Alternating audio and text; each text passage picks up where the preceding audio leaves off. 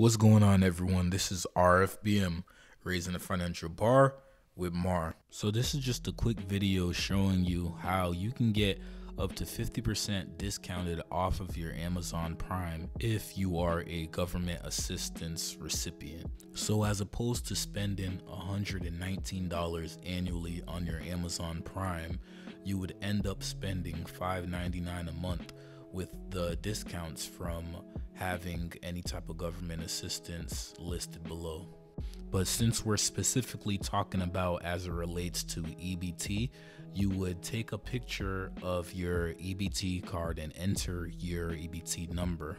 However, in order to get into the process of doing any of that, you're going to want to go to Amazon.com qualify. And all that does is pretty much lead you to the site where they're going to have you click on a link to get started and input your information signing in.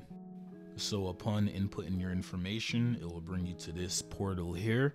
And as I stated earlier, here's where you'll enter your EBT number and upload the image of your EBT card, as well as the state that you reside in. After you confirm your EBT card and the information, you will click Save 50% off Prime.